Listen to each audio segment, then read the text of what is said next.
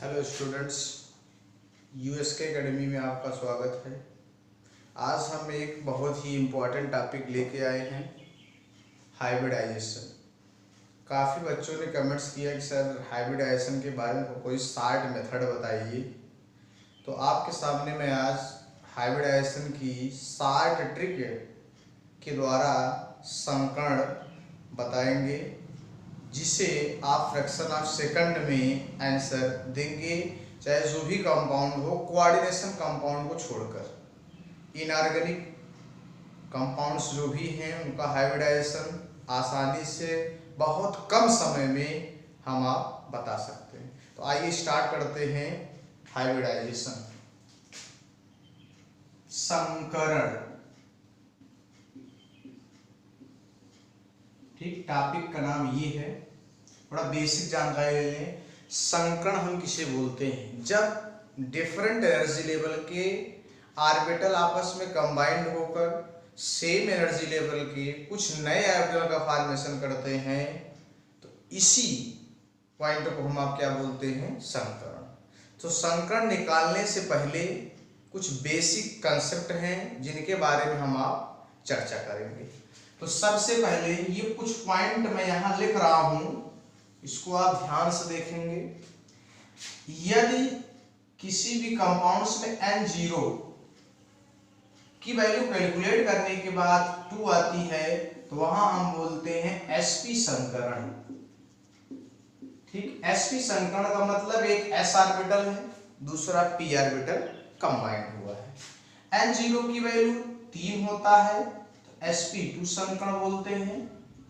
N0 की value 4 होने पर sp3 संकरण बोलते हैं।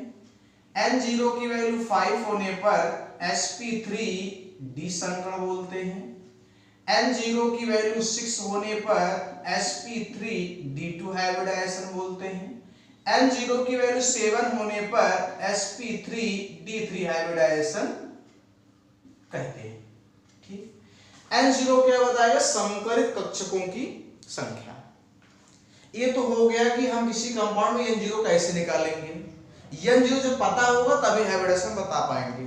तो पहला स्टेटमेंट समझ लीजिए, कोई भी कंपाउंड हो, उस कंपाउंड में प्रेजेंट एटम्स के आउटर सेल में प्रेजेंट इलेक्ट्रॉनों को जोड़ लें।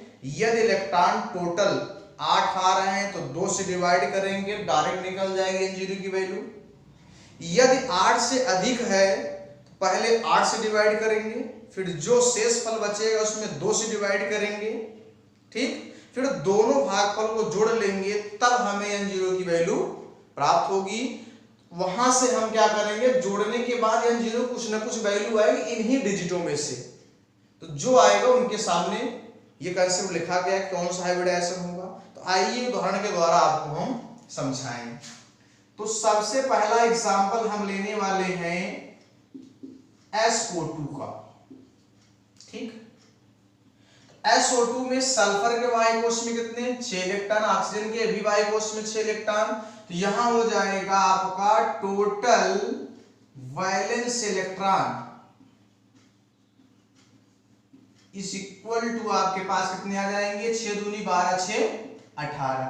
अब मैं कंसेप्ट पहले ही बोल चुका हूं, अगर 8 से अधिक वैलेंस इलेक्ट्रॉन आए तो हम क्या करेंगे? सर्वप्रथम इसको 8 से डिवाइड कर देंगे। ठीक, 8 से डिवाइड करने के बाद जो रिमाइंडर बचेगा उसे हम पुनः 2 से डिवाइड करेंगे। दोनों भागफलों को हम क्या करेंगे? ऐड कर लेंगे। यहां से हमें N0 की वैल्यू कितनी मिल रही है? 3। N0 की वैल्यू 3 आने पर हम बोलते हैं sp2 संकरण। अब इसी चीज को बिना डायग्राम देखे हाइब्रिडाइजेशन बताना कठिन होता है। अब इसका हम डायग्राम बना लें। S डायरेक्टली बना रहा हूं क्योंकि फ्लूइड स्ट्रक्चर नहीं लिख रहा हूं यहां पर। डबल बॉन्ड O, फिर डबल बॉन्ड O और लोन पेयर। केमिकल बॉन्डिंग में हम आप पढ़ चुके हैं कि एकाकी इलेक्ट्रॉन युग्म भी बंध निर्माण में भाग लेते हैं। उसके बाद दूसरा एग्जाम्पल ले रहा हूं CO3- का। कमेंट बॉक्स में आप भी अगर कोई प्रश्न पूछना चाहे तो पूछ सकते हैं। तो यहाँ टोटल वैलेंस इलेक्ट्रॉन हम आप निकालेंगे, टोटल वैलेंस इलेक्ट्रॉन निकालेंगे तो कितना होगा, यहाँ इसके वाई कोष में 4 इलेक्ट्रॉन, इसमें 6, 6 3 18, 4 22, 2 इलेक्ट्रॉन आप एक्सेप्ट कर रहे हो, 24 हो गया। 24 का मतलब 8 से अधिक है, डायरेक्टली हम किससे भाग करने वाले हैं, 8 से, 8 3 24, इसका मतलब यहाँ जो आपका क्वोटिएंट मिल रहा है वो 3 है, इसका मतलब N0 की वैल्यू हमें कितनी मिलेगी, 3, 3 होने पर sp2 hybridisation, same structure trigonal हुआ।